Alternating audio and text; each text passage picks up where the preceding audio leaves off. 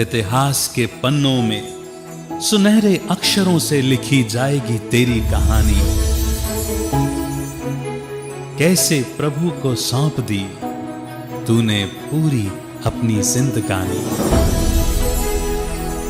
सच्चाई, सफाई, सादगी का नारा लगाकर भारत की बढ़ाई तूने शान। इस धरती को गुलिस्तां बनाया तू है शान-ए हिंदुस्तान। कभी दुर्गा, कभी शीतला बन वरदानों की वर्षा की। मातृ प्रेम लुटाया सब पर है रूहानी पालना की। तेरी शिक्षाओं की कुंजी ब्रह्मा वत्सों द्वारा पाई है। तेरी यादों को संजोकर एक नई माला बनाई है, एक नई माला बनाई है, एक नई माला बनाई है। कंपेनियन ऑफ गॉड, दादी जानकी।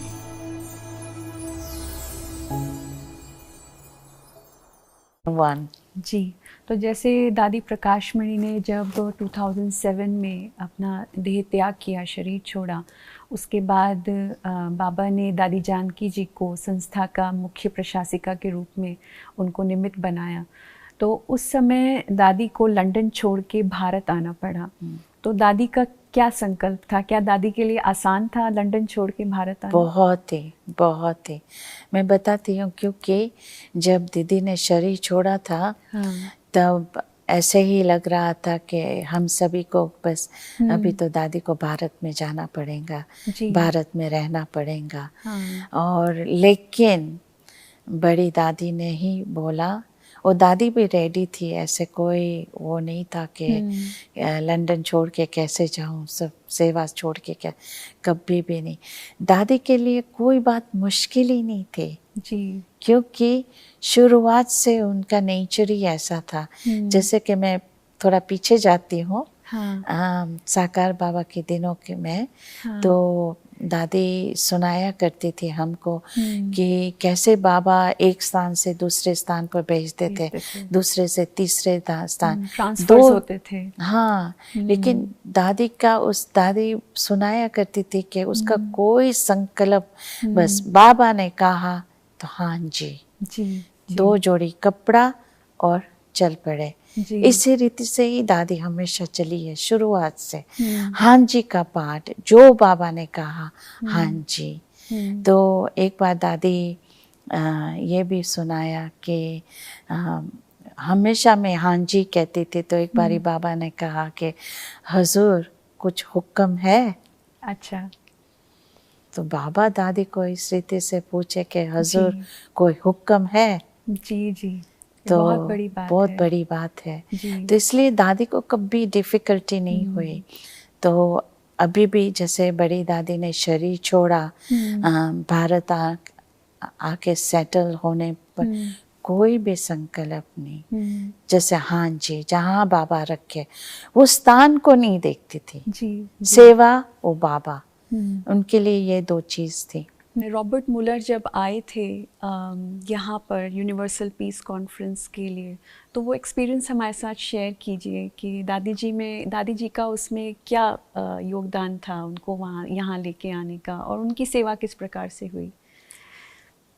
जब हम लोग एफिलिएट हुए थे एनजीओ के नाते से यूएन में, क्योंकि उनका भी लक्ष्य है विश्व में शांति स्थापन करना, और हम कहते थे कि जब पर्सनल पीस होगा तो फिर विश्व में भी पीस आ सकता। तो उन्होंने हमको ज्वाइन कराया था एनजीओ के रूप में।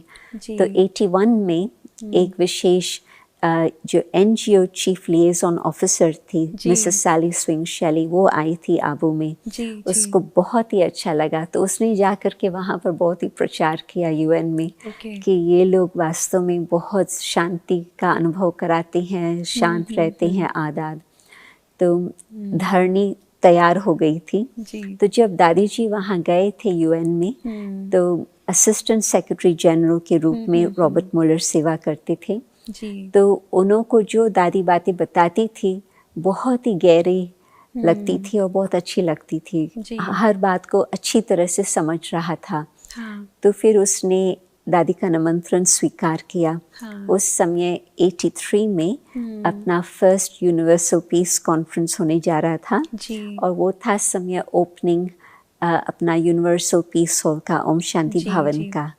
तो दादी ने ही खुद उन्हें निमंत्रण दिया था आने के लिए। और जब दादी जी से वो मिलते थे उस समय, चाहे उसके बाद में भी, हमेशा कहते थे अपने सेक्रेटरी को कि अभी मुझे कुछ इंटरफेरेंस नहीं चाहिए, न किसी व्यक्ति को आने देना, न फोन्स करना।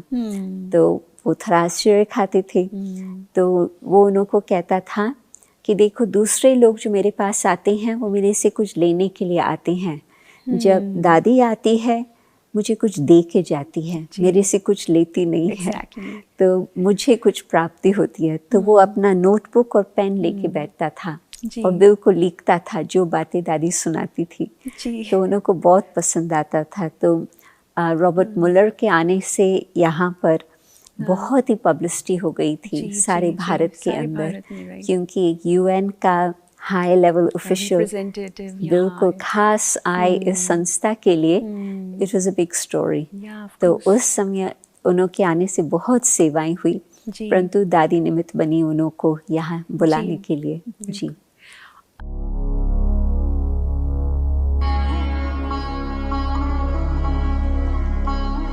इलेक्ट्रीशियन जानता है कि बिजली के तारों को सही जगह कैसे जोड़ना है ताकि बिजली चलती रहे। वो भी एक तरह की इलेक्ट्रीशियन है और जानती है कि किन तारों को कहाँ जोड़ना है। जब वो आपके साथ रियलाइज होना चाहिए चढ़ती कला में कैसे जावे। चढ़ती कला में दो बातों की शक्ति लेके जाती है, एक आत्म शक्ति, दूसरा परमात्मा के कनेक्शन की शक्ति, एनर्जी बनती है।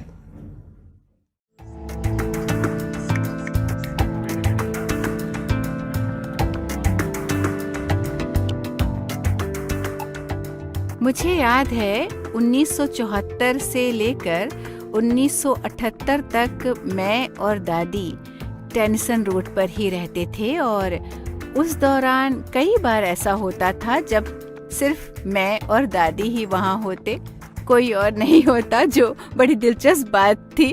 हाँ।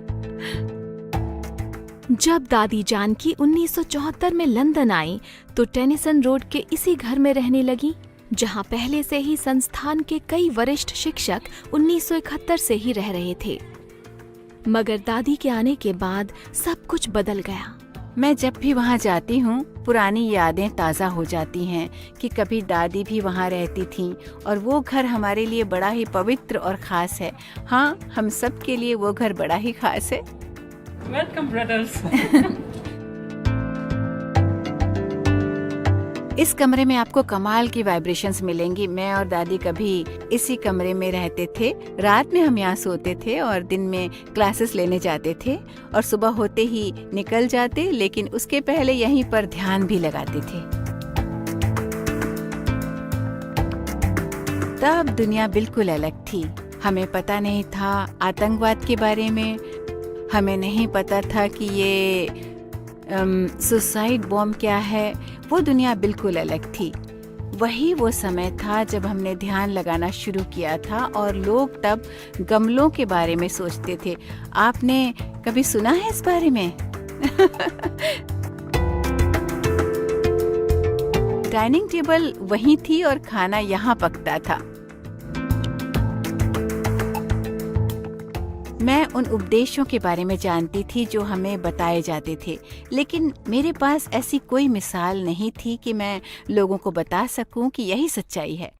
अब मैं देखती हूँ कि यहाँ अलग अलग संस्कृतियों के लोग हैं, अलग अलग नस्ल धर्म के लोग हैं, जिन्हें दादी ही सब बताती थी। मैं भी उन्हें पढ़ाती थी, लेकिन दादी ही उन्हें अच्छी तरह से समझाती थी। उनके सवालों के जवाब देती थीं और फिर इस तरह से उन्हें तैयार करती थीं कि वो इस दुनिया में एक योगी की तरह रह सकें। और देखिए ना, आज दुनिया उन्हें ही योगिक सिद्धांतों के रूप में जानती है।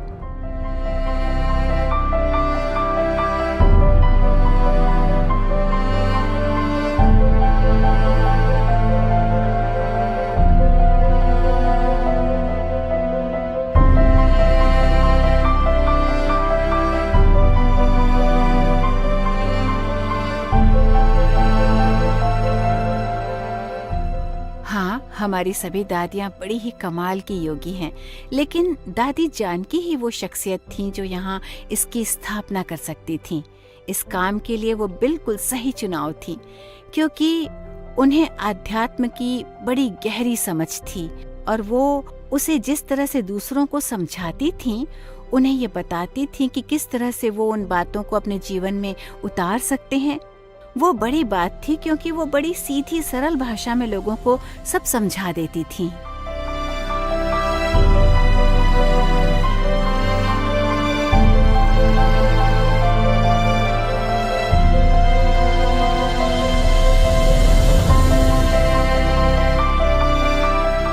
सच्ची दिल है, मजबूत दिल है। When there's a true heart, it's a strong heart. हम किस पर डिपेंड नहीं है। I don't have to depend on anyone. भगवान को साथी बना लिया है। If I make God my companion, भगवान हमारा साथी है। so God is my companion. Okay? Thank you. Om Shanti.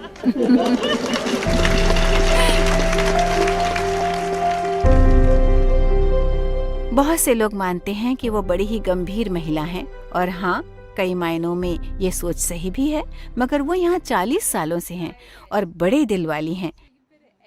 कई बार वो काफ़ी हंसी मजाक भी करती हैं, और उनकी एक भी क्लास ऐसी नहीं होती जिसमें लोग कई बार ना हंसे हों। जहान के नूर हो, तुम्हारे नूर से जहान को बाप दिखाई पड़ेगा। सुना? तुम्हारे नूर से जहान को जिसके साथ प्यार होता है, उसके नूर से पता चलता है। और इस तरह से उनकी क्लास की क्वालिटी बदल गई। लोगों से बातचीत करने का तरीका बदल गया। अब वो तरीका ज़्यादा प्यार भरा और ज़्यादा समझाने वाला था। अब सिर्फ शांति से यौगिक प्रवचन नहीं होते थे। उन्होंने बड़े बड़े चौंकाने वाले काम भी किए, जैसे कोई सोच भी नहीं सकता था कि दादी नाचेंगी। मगर पिछली बार जब वो लंदन आई, तब उन्होंने सबसे कहा कि चलो नाचते हैं।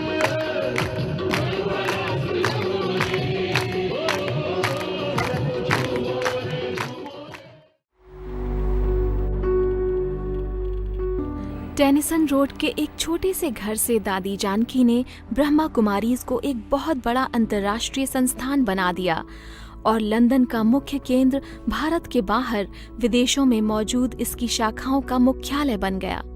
और इस तरह से विदेशों में भी इसका प्रसार हुआ। हर जगह पर लोगों का दादी जानकी के साथ एक बड़ा ही अनोखा रिश्ता बन गया। तो उनकी आस्था और उनकी लगन से ही ये इमारत बन पाई। मैं तो यही मानती हूँ। उन्होंने आर्किटेक्ट्स को जोड़ा, कॉन्ट्रैक्टर्स को जोड़ा, पैसे लगाने वाले लोगों को जोड़ा, इंजीनियर्स को जोड़ा। ये सब लोग थे, मगर इस बात में कोई शक नहीं कि दादी के विश्वास और उनकी लगन की बदौलत ये इमारत बनी। ऑक्सफोर्ड में भी बिल्कुल यही हुआ।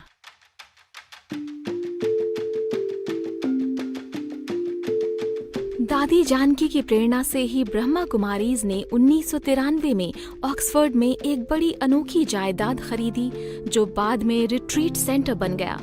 यहाँ हर साल हजारों लोग आध्यात्मिक शुद्धि के लिए आते हैं। ठीक है, मैं आपको अपनी कहानी बताता हूँ। मैं अपने बारे में कुछ नहीं जानता था। मैं दूसरों से बहुत प्यार करता था, पर मैं जब खुद को देखता तो ऐसा लगता है कि अपने लिए ऐसा कर पाना बहुत मुश्किल है। उसकी बड़ी वजह यह थी कि मेरा बचपन बहुत अच्छा नहीं था।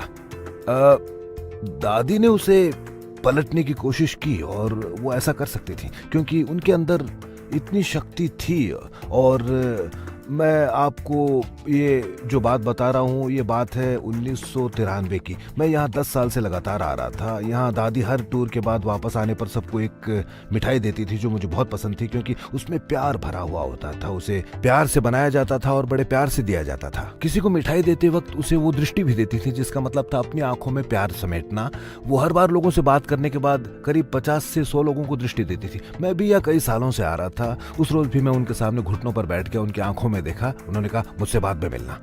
मैंने सोचा इसका क्या मतलब है। वहां सब कुछ खत्म होने के बाद मैं कमरे में गया, जूते उतार कर अंदर जाकर बैठ गया। वो आई और कहा, एंड्रू, मैं लाखों लोगों को दृष्टि देती हूँ, मैं तुम्हें भी दृष्टि दूंगी। सब जानते हैं कि मैं एक दिव्य महिला हूँ और मैं भगवान से प्रार्थना करूंगी कि वो तुम्हें भी अपना प्यार दे। सभी जानते हैं कि ये क्या होता है। तुम मेरे सामने बैठ जाओ और तुम मुझे दृष्टि देने की कोशिश करो। मैं 93 साल की हूँ, तुम मुझसे आशिकी तो नहीं कर सकते। तुम्हें बस इतना करना है कि अपने दिल के दरवाजे खोलो, मैं तुम्हें प्यार दूंगी। ये काम अभी के अभी करना है। उसके बाद उन्होंने वही किया। मुझे तकलीफ तो हुई पर मैंने उसे सह लिया और उस दिन मैंने पहली बार महसूस किया कि मैं प्यार को भी स्वीकार कर सकता हूँ। मुझे पता लगा कि जब हम खुद से प्यार करते हैं तभी किसी और को प्यार दे सकते हैं, और वो यही कर रही थी। और अगर हम सभी ये मान लें कि हम प्यार के योग्य हैं और अपने जैसे दूसरे लोगों से प्यार कर सकते हैं तो हम वो प्यार बांट सकते हैं। You didn't come, did you? Stay here and make sure. Miss Kia. Security. I know. What else would do, Daddy? Security, Daddy. And also to open the house when people come. पिछले कई दशक से दादी की आवाज दुनिया भर के लाखों लोगों तक पहुंची है। The past 60 years of my life have been dedicated is this. उनकी बातों ने कई देशों के नेताओं के दिल और दिमाग को छू लिया। 1930 के दशक में कोई सोच भी नहीं सकता था कि ऐसा भी हो सकता है। उस वक्त दादी और दूसरी युवा महिलाओं को गैर पारंपरिक आध्यात्मिक जीवन बिताने के लिए अपमानित किया जाता और मारने की धमकी भी दी जाती थी। उस वक्त किसने सोचा था कि ये महिलाएं एक दिन विश्व की सम्मानित आध्यात्मिक गुरु बन जाएंगी। कई बार मुझे लगता है कि मैं भी आजमा कर देखूं, सिर्फ एक सेकंड के लिए एहसास करूं कि वो रोशनी क्या है।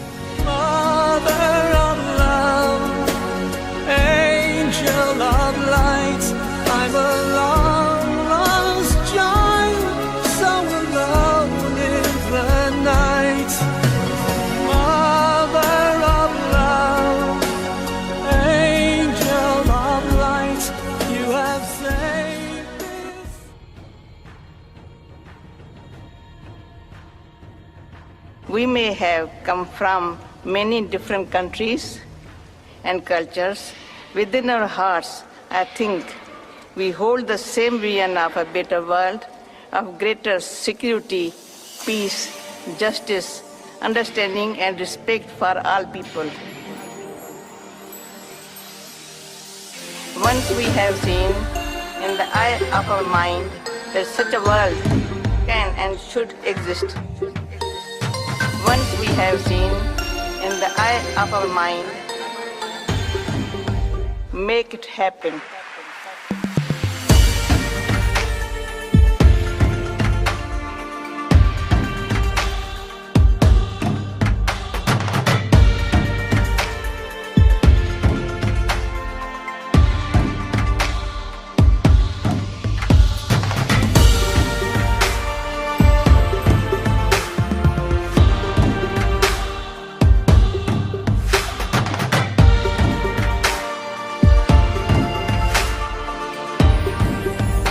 Make it happen.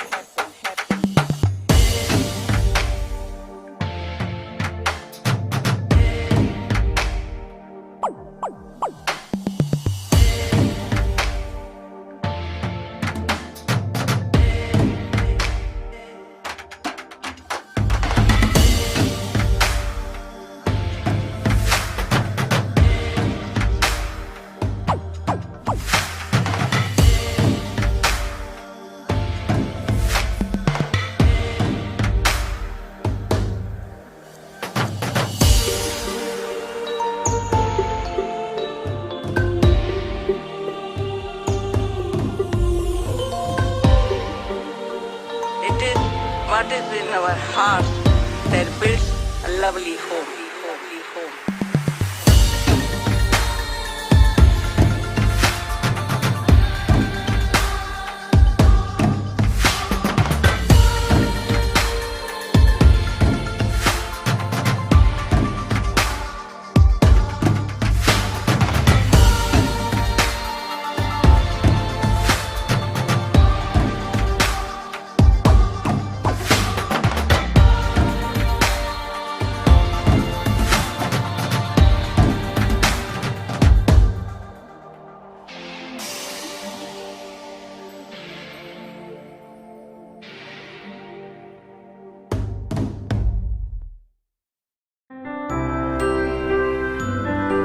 The Living Diamond, Dadi Janki.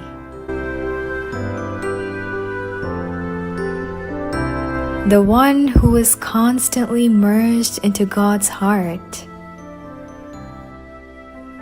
The one who lived the life of truth, cleanliness, and simplicity.